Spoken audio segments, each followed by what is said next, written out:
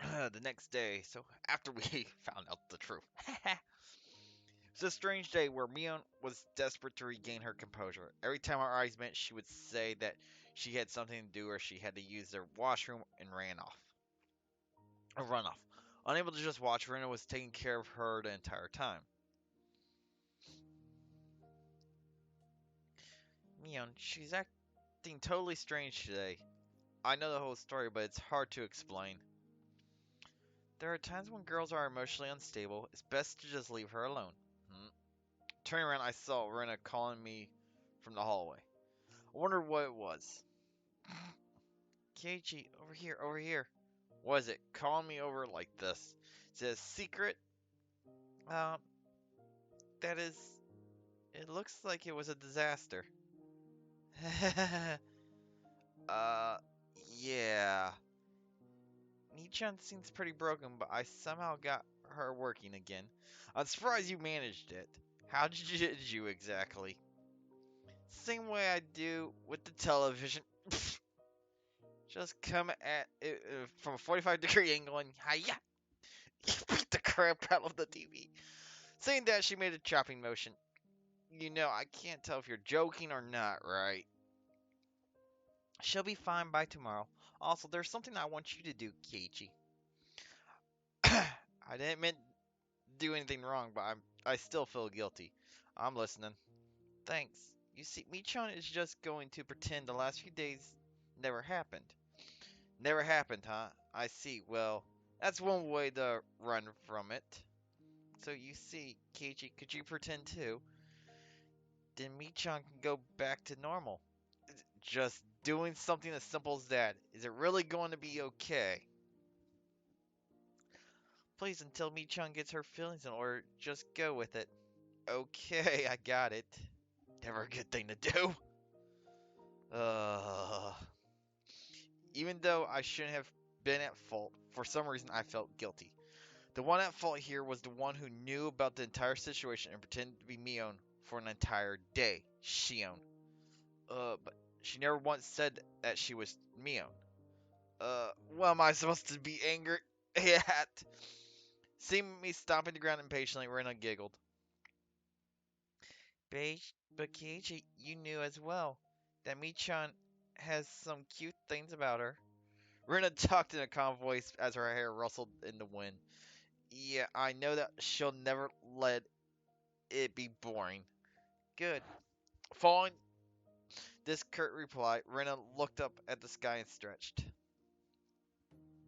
As long as you realize that, Keiichi, these past few days will soon be nothing more than a story to laugh about. Type Rena, I also began to stretch as I looked at the sky. The clear sky towered into the distance. There's no club activities or anything today. I'm sorry, Keiichi, but just for today, can you go home by yourself? They'll all be back to normal by tomorrow, so just for today, okay? If all it took was for everything to go back to normal was to leave me alone for today, then it was an easy decision to make. Got it. I can't I can't say it directly to Mion, so I'll say it to you. I still feel kind of guilty about it, so I want to apologize. Now, the root of problem was Keiichi saying something insensitive, right? So if you learned anything from this, you need to look a bit into gaining a sense of delicacy. Right, right. I'll try. No, you won't. That day was the shortest day of my life. Oh, great. Rena was talking to me on while accompanying her around the entire time. It looked like a rough or a really fun conversation, so I flexibly thought about joining in, but I had made a promise not to. It seemed that Mian was also trying her best to ignore me. So likewise, I did my best to ignore her. For the first time in a while, I ate lunch alone. Mian and Rena ate theirs by themselves. As I lay outside in my ashen mood, Rika came over and patted me on the head. Both Keiichi and me learned a whole lot. I'll never say it. I'll never say it like that.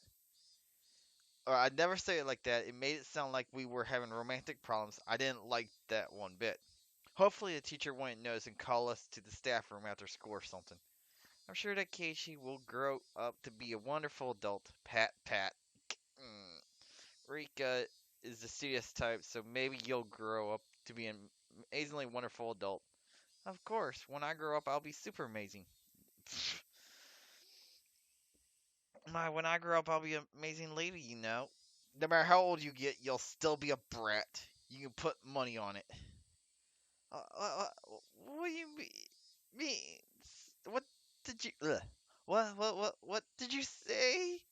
As Sakato snapped her fingers, a wash bin fell from above, hitting me squarely in the head.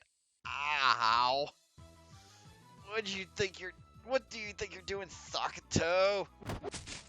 Bank smash, pinch squeeze. It was a day I could thoroughly appreciate the value of having friends. Oh my gosh. Poor Keiichi.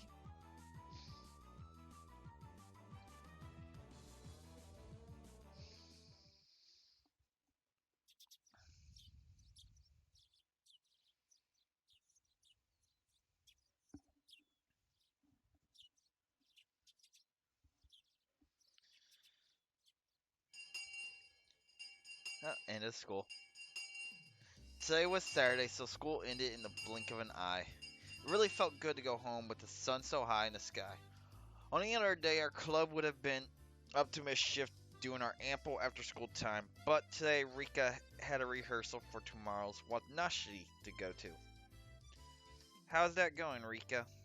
Do you have to it down in practice? I'll try harder than last year. You were so exhausted and sweaty after last year's ceremony. She'll look far more fit for the role this year. Please look forward to the fruits of her training. The Watanashi Festival everyone had been talking about was tomorrow, wasn't it? Festival being in June felt a little early for me, but the onset of summer came quickly this year, so it fit the image of the summer festival pretty well. Okay, we'll be off then. Look forward to tomorrow. Good day to you all. Sakura and Rika waved to us energetically, then left. You know, I never asked, where is the festival happening anyway? I don't remember there being anywhere around here that seems suited for hosting one. They do it at the Fuda Shrine. We went there for a walk one day, remember? It was that place with a really good view. Oh, right, I remember. There was a shrine all the way up on that hill, wasn't there? Really, it seemed it seemed far too grand for Himazawa. For those that don't know that, that's a reference to Chapter 1's storyline, where as Mion and Rin were showing Keiichi around the town, they went up to the shrine and ate lunch with Sakato and Rika. There's a great meeting hall at the shrine too. The older people get together there and sing karaoke or practice calligraphy from time to time. It's more like a receptional facility than a simple shrine. I see. I guess it makes sense that it looks so grand then. Michan, is your family going to help set up today? Yep, we have male hands for that. Most of our relatives come from town to help. Male hands, huh? Well, I mean, I have nothing to do at home today, so would it be a problem if I squirmed my way in there to help out too? Huh? You want to help us, Kei-chan? Not if it'll bother you all. I was just kind of interested. We had bond dances and other festivals in the town I used to live in, but I didn't even know where they took place, much less wanted to help. You could say I had absolutely no connection to the region. Having come to Himazawa, though, it really made me feel like this place was a home that I had returned to. Before I knew it, I harbored a little interest in the small community activities of preparing for a festival the day before. I wonder if you'll be able to, Keiichi. There's a lot of building tents and setting up chairs. Wow. Saying we're weak. I hear it's pretty hard physical labor. I mean, I wouldn't be doing it alone, right? The more hands we have, the faster it'll go. Mion looked happy to hear that, but at the same time, her expression was complex, tinged with hesitation. Rena gave her the last push for me. It's decided then. You should go for it, Keiichi. He's all yours, Michan. Put him through the ringer. Yeah. Well, I can't argue with a recommendation from Rena. Okay then, go home first, put on some work clothes, and come to the shrine. Oh, you might want to bring a towel to wipe your sweat too. Got it. I may look scrawny, but I actually quite like breaking a sweat under the hot sun. Careful you don't hurt your back, okay? Right? Enough of my old man style. I'll go to the shrine too as soon as I've changed. Michan, you do your best too. Bye bye.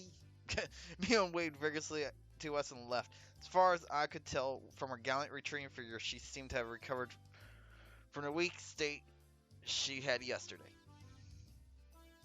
Girls are quick to get over things. Michan is already fine. Right. Her switching back to normal so clearly really makes it easy for me to talk to her. It was kind of funny though, wasn't it? Kind of like Cinderella. Like you couldn't meet her anymore once the magic wears off. Rena began to giggle a fair bit in amusement. Did she like this sort of thing? Instantly, me going along with it gave me a weird, hard to describe feeling. Did I turn myself into a plaything or did they do it for me? If you think it's so funny, then you should try pretending to be a different Rena too. Yeah, that sounds like fun. No! No! That's... I should be the 4th chapter if I remember correctly. Keiichi-kun, what kind of Rena would you want to meet? One with a bust size of at least 90. Huge knockers that you're okay with me touching. I can't do that. She'd be great at cooking and make me lunch and come see me in the morning. I do that already. I pull Rena's head into a tight grip to start to pet it. You're Rena Ragu, right? Rena, not Rena. So you just stay as Rena forever. Got it? Thanks. Have fun helping set up the festival. You got it. Let's meet up tomorrow. I got changed right away and slinged the towel around my neck like Mia suggested. I set off for the shrine.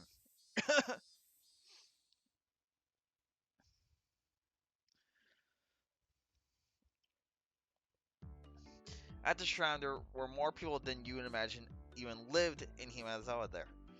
All condoning off areas and setting up tent frameworks, chatting amongst themselves as they did so. Alright, where's Mion? The liveliness of the throng didn't make it easy to look for her. I searched around as if I already worked there, and suddenly the principal called out to me. If it isn't Mabara-kun, interesting. Have you come to help with the Wanashi setup? Hello. Yes, I was just wondering if there was anything I could help with. How commendable your attitude is. Feel free to sweat to your heart's content. Yeah. Oh my gosh. Spurred on by the principal, I came upon a group of people setting up tents. Oh, what's this? It's Mabara. Did you come all this way to help us? I hadn't found Mion yet, but I suppose I'd just get in her way if I ran into her. Yeah, I'm here to help. Just tell me where you need me. You young ones have all the vitality. Here, grab some work gloves. Ever built a tent before? No, never.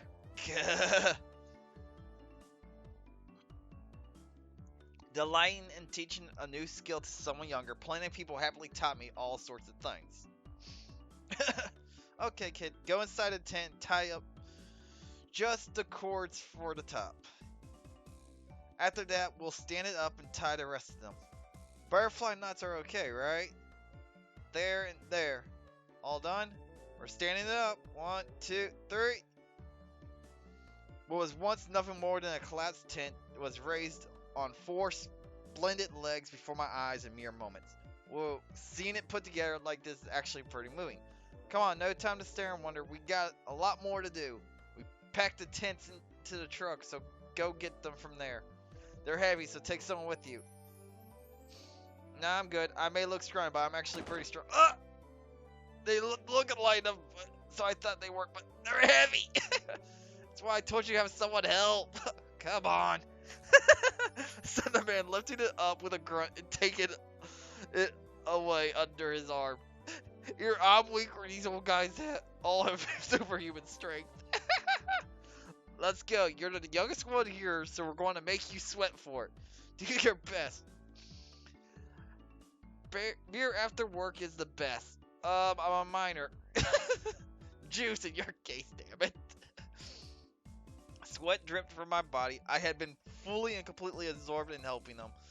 While I would never have thought the cold barley tea from the Women's Society would taste this delicious. You're so young. Make sure you drink a lot. Thank you. It was then that I realized a crowd had formed near the shrine a ways off. Rika. When I took a closer look, I saw a girl dressed in a shrine maiden garb and a handful of old men looking like they were preparing for a ceremony too. Is that Rika? Hey, Rika, do your best. I shouted and it seemed like she heard me. Rika, positively exploding with vitality, answered with a smile. The older guys with me watched Rika as well, with distant gazes. Rika is doing a great job. She seems far more used to this than she did last year. The old lady who gave me the tea clasped what looked like prayer beads in her hands and said, Rika-sama, we thank you. And just like that, began to respectfully pray to her. I just remembered that they call it the Fude Shrine. Was it Rika's full name, Rika Fude? Yes. The man standing next to me answered my question. That's right. Rika's Fude clan is ancient and honorable, and had worshipped Oashira-sama for generations. I've always got a feeling she wasn't quite your average person, but it turned out she was from an esteemed family. After her father, who was a shrine priest, died the year before last, she really been doing her best to learn the rituals. I wish the priest could have been here to see how wonderfully she's grown up. What? Rika's father passed away? Okay, break time's over. Let's get the chairs we're not using back to the gym in Okonomiya. Maki, pull the truck around here and take a few people with you. Alright, Mabara. Let's get to work on one last job. You're going to make me do more work? I can't tell if they know I'm a minor or not, but the older men all cheered me on, encouraged me to do my best, and that the beer will be great. You're in the country, no one cares. Kei-chan's working hard, I see. I passed by Mion. She was carrying a big cardboard box. It looked like she was right in the middle of working as well. Judging by the sweat seeping into her shirt, it seemed I wasn't the only one with his hands full. Yeah, I'm working my ass off. You work hard too. The beer's going to be great. we were worked to the bone until the sun began to set and it started cooling off. Oh my gosh. It was soon full-fledged night, and the clear sound of the Higurashi eased the moderate pain I felt. The older guys began their night before drinking party in a tent a fair bit off, causing quite a ruckus. The shrine's grounds, on the other hand, had turned into a lonely road tickled by the cool evening breeze, despite being so festive just a little while ago. The wind felt good. I leaned on one of the stone guardian dogs at the front of the shrine. I gave my legs a good stretch as I let my mind wander. Suddenly, a paper cup filled with barley tea was thrust before me. Kei-chan, great work. Here's some tea for you. You're so considerate. Her voice sounded exactly the same, but it felt somehow different. Wait, you're Shion! Hey, Shion. Don't go give Mion all the credit. She isn't considerate at all. Don't get us confused, okay? Shion, you little... Now that I've caught you, you're not getting away. Was your mistake, Kei-chan. I've never said I was anyone other than Shion. I guess I can't argue with that. Hey, that's right. You're no match for my older sister, so I can't let you be a match for me either. Anyway, your tea. It's going to get warm. Come on, please cheer up. I'm trying to make it up to you with this tea. Well, she did come all the way here to give it to me. I guess I'll accept it. I took the cup and drowned it in one gulp. Then suddenly, ah! Oh, sorry. It's supposed to be a scream. I heard a loud shout and it got stuck in my throat.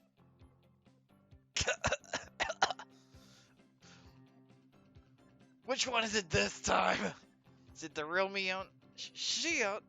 Why are you hanging out with Kei-chan again? Because unlike you, I'm very considerate.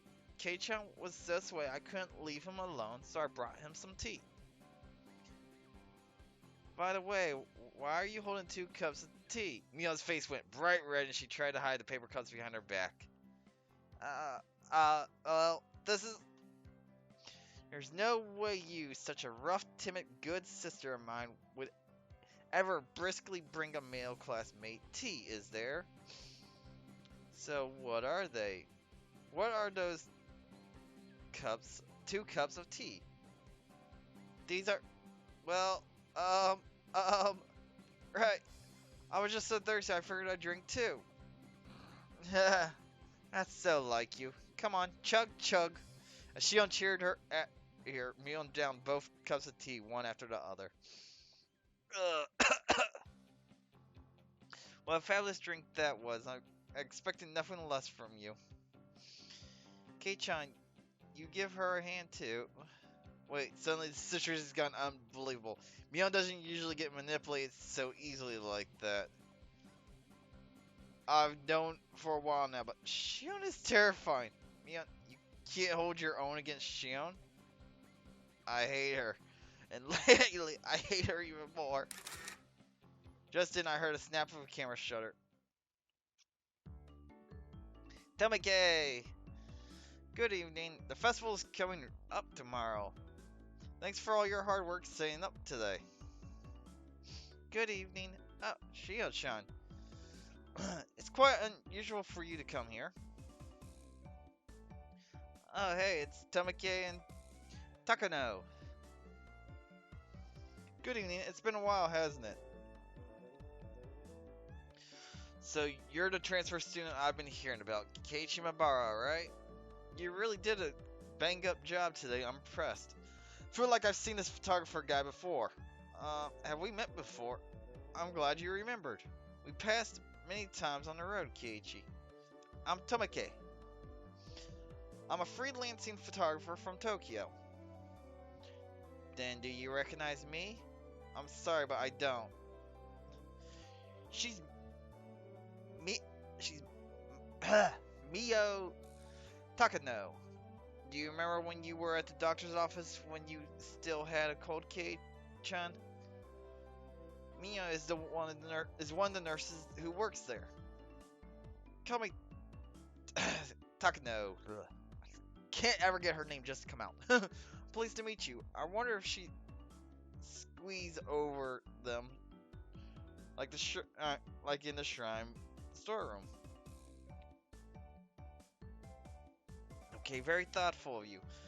Tomike seemed to be quite entertained at the Sonozaki twins being in the same place, and he took picture after picture. I've heard about them, but this is the first time I've actually seen a pair of identical twins. You really do look exactly alike. We're not just alike on the outside. See, our underwear matches. Gah! Yeah, you idiot! What the heck are you doing?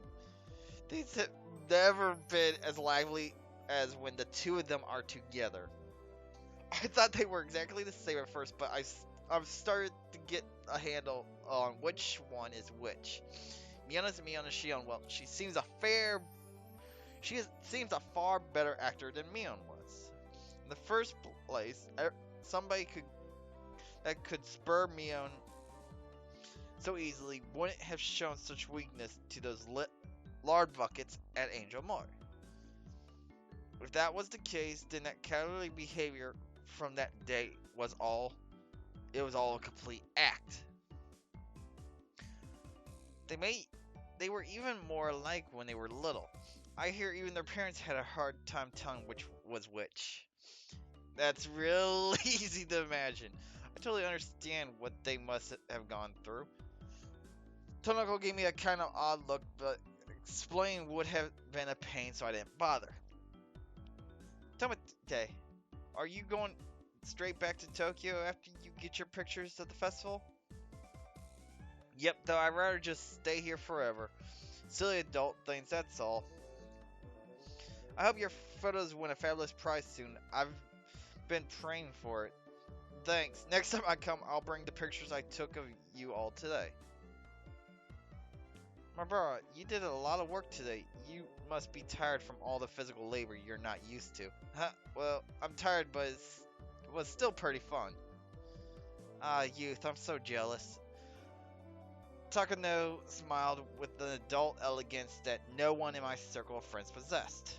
The wind caught her hair. Ugh. She gives off an intelligent beauty. Oh, what? Hello, everyone. Goishi. It seemed like our merry crowd was standing out. This time, an overweight older man addressed us. And again, it was someone I thought I knew. If I recall correctly, he's a policeman, isn't he? Detective. Oh, is she? Good evening. Doing a preliminary security inspection for tomorrow? Nah, something like that. Oh, if it isn't, Tamake. It's certainly been a while. A year. I'm honored you remember my name. You really do love Himazawa, don't you? The apartments around here are far cheaper than the ones in Tokyo. You should just move here and get it over with. I know a realtor I can introduce you to. I appreciate the thought. I very much like to follow up on that. Alright, everyone, have a good year. And happy new year to the Sonozaki twins, too. Happy New Year, Detective Oishi. We appreciate your hard work. We'd like to end this year's festival with the least amount of inconvenience possible. That's pretty strict on me. Detective Oishi left us with a low laugh and headed off to talk to some police officers standing a ways away. I gave Mion a glance and saw her making an annoyed face, as she would glaring bullets at someone she hated. Yeah, it'd be nice if the police didn't have anything to do during Watanashi this year. You like this place too, don't you? Oh, you mean to say you dislike it, Jiro-san? Ugh. I quite enjoy such fantastic stories, you know. Especially with the times being so dry and uninteresting. The curse of Oashiro-sama, you mean? Curse, Tomoke, they used a troubling word. Yep, then suddenly someone tugged on my arm. Kei-chan, I'm pretty hungry. Want to go to the tent with drinks and have some candy and sweets? Mm, I'm up for that. I've gotten a little hungry as well. Okay, let's go. A moment later, Shion said something to Takano and Tomoke that stung my ears and gave me a start. I wonder who will die and who will disappear this year. Pulled back from Mion's grip and stopped abruptly. Shion, what did she just say? Felt like the air around us dried out all of a sudden. Let's go, Kei-chan. They're talking about something silly anyway. You still haven't told Kei-chan? I make it a point not to spread stories like that. Shion's cold and quiet tone and Mion's harsh voice were quite in the contrast. Hey, wait, hold up. What are you talking about? If you know something, then tell me. Doesn't feel right being the only one left out, you know. I don't understand this. Somebody explain it to me. However, Mion didn't seem at to be at all willing to grant my request. She squeezed my hands in hers a bit, but when she realized I would hold my ground on this topic, she let go. I'm going to go to the drinking tent first, then. If you don't come soon, Kei-chan, there won't be any left for you. I get it already. I'll be there soon. Mion left, trotting towards a particularly noisy tent on the other side of the shrine grounds. Before she got there, she stopped and turned back around. I showed no signs of going after her, though, so she ran off. I could tell if you had heard, I suppose, but it might be smart not to ask and go with her to eat dessert. Hey, now, you already got my full attention here. I'm not going to leave without asking at this point. I think Kei-chan has the right to hear this too. My sister was just stealing that from you. Shion's voice was bristling with thorns as if somehow blaming Mion. What on earth are you talking about? I don't really like people acting so self-important. Tanaka, realizing how prepared I was, looked across the group. After confirming that there were no objections, she opened her mouth. Do you believe in curses, Mabara? Curses? I think they're interesting, but I don't really. I felt their cynical stares and winced. Yep, not what you want to deal with. It was like they were telling me it was stranger not to believe in curses. You're not wrong, Kei-chan. Curses are just superstition. It's only natural that you wouldn't believe in them. Hmm. Besides, you can take all the time you need to decide whether to believe in curses after you heard us through, said Tanako, giving a little smile. They're trying to scare me. At least that's what it feels like. Alright, I'll start. Keiichi, do you know about the Himazawa Dam project? Oh yeah, the other day at Angel Mart, Shion or Mion rather, told me all about it. You mean the plan for the giant dam that would flood all of Himazawa, right? That's right. Residents of the town banded together to fight it, and a fierce battle with the government unfolded. I've heard that too. The entire village united using all the power at their disposal, mass media, political influence, and other things, and fought the country. The way Mion described it made it sound like a boost. This is where you find out about the dismemberment. Oh, you know quite a bit about it. Yes, you're right. It's practically an epic tale how just 1,000 or so villagers banded together and rejected the government's plan. Did you hear this from my sister? She likes those kind of epics, you know? Yeah, she told me. There was, however, an office for the Hamazon residents, a Prussian fraction. It was this shrine. You know the assembly hall, that's where it used to be. Now that the whole thing is over, the senior citizens just use it for group activities. At the time, though, it was their last bastion. Takano explained this, pointing a finger toward the assembly hall. I had been carrying things in and out of there all day. I mean, I would understand if they put an office like that, the mayor's house or something, but having an office on shrine grounds made it feel kind of like a base camp for Sengoku period warriors. That was basically the mindset, though. Placing the main force in a shrine dedicated to Oashiro-sama, Himezawa's guardian deity, was like a prayer for victory. Yay. Oashiro-sama. That was definitely it. They mentioned Oashiro-sama's curse before. Is it the same Oashiro-sama?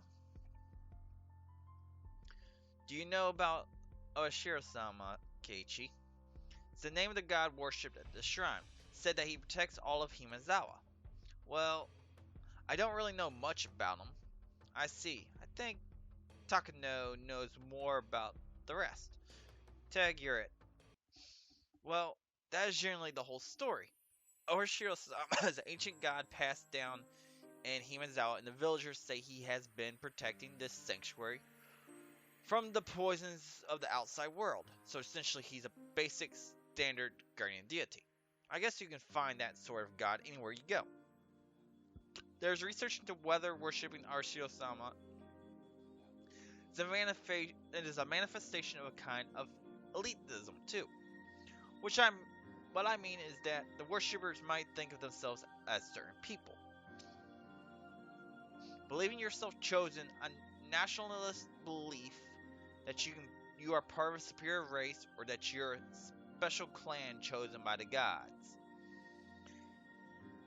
Yep, here comes the parts. They believe they are a superior clan, so they probably believe strongly in cooperating with others, but they also end up being exclusively towards other clans.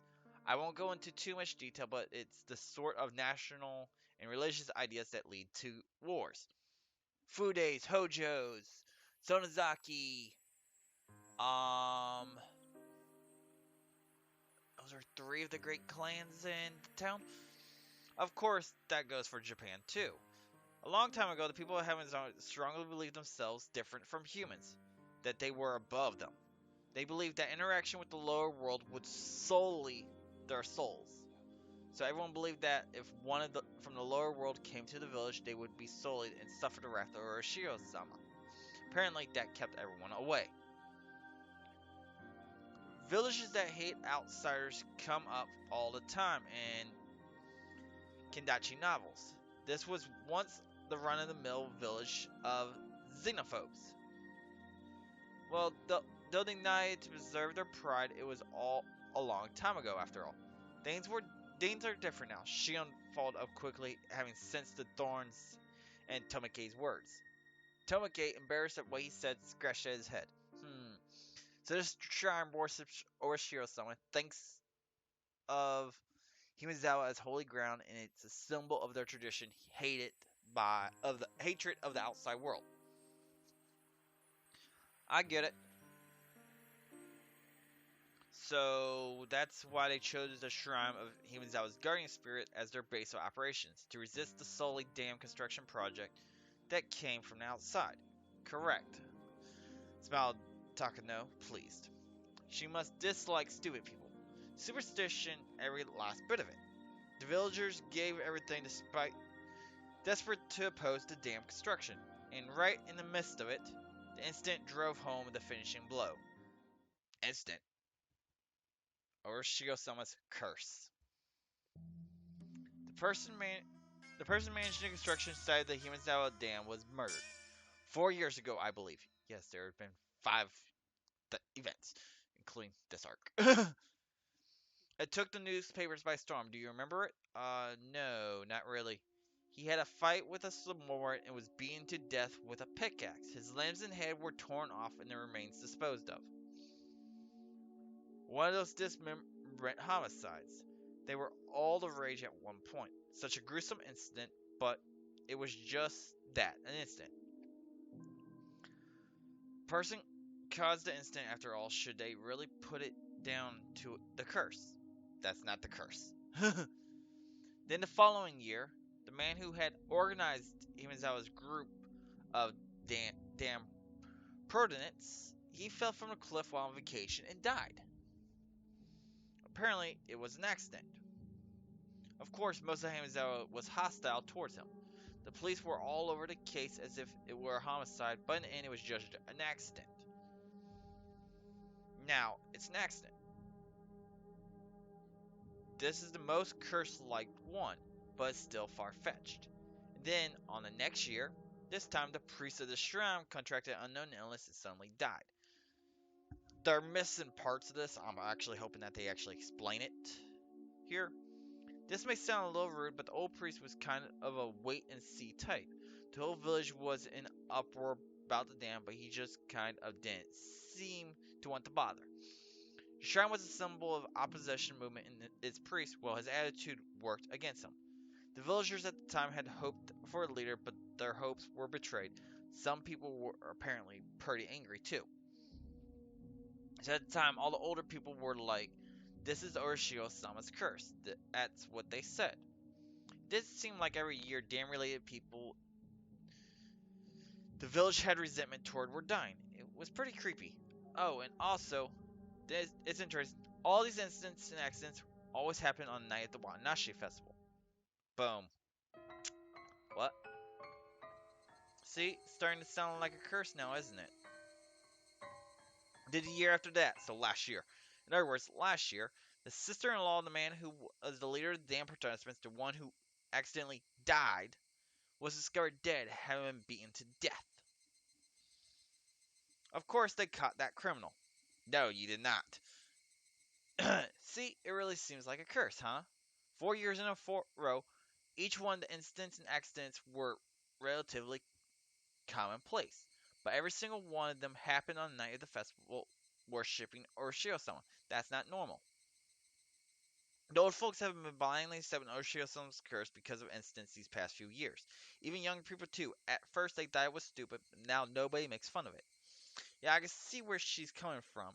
Even me, even if I didn't think there was a curse at all, thinking about all the incidents that this makes me feel like maybe it's real. For example, just look at the preparation for the festival you were doing today. Everything might have gone crazy during the battle against the dam, but just a few years ago, the Wild National Festival was never this well attended. Well, I guess you're right. If we didn't have Orishio-sama to talk about, we wouldn't all be coming to the festival like this, huh? Okay, it does not look like they're going to say the other parts, so I will say that before I continue. Every year, someone dies, which we already heard about that. The guy that planned the whole thing with the dam died. Next year was or first it was Foreman, guy who planned. Second year, third year was the priest, and the fourth year was the sister-in-law of the guy that planned it, who died the second year. Part they're not mentioning is that there's also someone that disappears every year. If I remember correctly, first year was just it was I believe the foreman's wife. Second year is the wife of the guy that planned the whole dam. Sakata's parents. Third year, which was the priest year, it was I believe the priest's wife. She walks into a lake, drowned, made it look like a suicide. Fourth year, which is the year before, uh, the sister-in-law died of Sakata's parents, so her aunt. There's a reason for that, which we don't know that at this point. But someone else disappeared, which, again, I don't know if they're going to say this, but it's Sachi, Sakata's brother. And, of course, me just seeing the anime, I do know what actually happened to Sachi. Sachi beat the crap out of his aunt and killed her. Hence what leads to new part in that next chapter, which is chapter 3. There's a lot of people who say that infidels might be punished, so they really need to go to Orishiro-sama's festival. Shion nodded as if she were mocking herself. So, how about now? Keiichi, you're starting to get the feeling that maybe, just maybe, the curse is real, aren't you? I mean, you can't just laugh off people related to dam construction project all dying like that. If even I feel like this now, then the more superstitious members of the village might feel stronger than that. Well, I mean, I still don't think there's a curse. I can understand those that believe there is, though. Wow, Kei-chan, you really keep a cool head about this. Shion grinned, realizing I rejected the curse. If it's neither a curse nor a coincidence, then what should we make of these incidents? Takano said, smiling playfully as if posing a riddle. Neither a curse nor a coincidence. But every year someone dies and disappears. What should we make of that then? Tomoke, catching on to the fact that I had no idea what to make of it, opened his mouth and came to my aid. Takano is suggesting that it might be the work of real people. Simple process of elimination would have gotten me there. I was a little taken aback at not having realized the answer immediately. Well, think about it. If it's neither a curse nor a coincidence, then people must be willingly carrying it out. It's the only explanation, right? Pressed Tanako. I smiled barely in spite of myself. Here, I was just a few minutes ago thinking the very concept of a curse was absolutely absurd. When she suggested it was someone's doing, I ended up thinking there wasn't any way it could be a person. But Tanaka was right. It was either a curse or it was a person's doing. If unrealistic things like curses didn't exist, then the obvious next step would be to start thinking it was people behind it. But if there was a case, I glanced at Shion. If the culprit is a person, then they have to be someone from Himazawa. That's what the police officer Oishi thinks about, or thinks right now, too. Wait, that can't be. I thought I now knew the reason Mion didn't want to talk about this.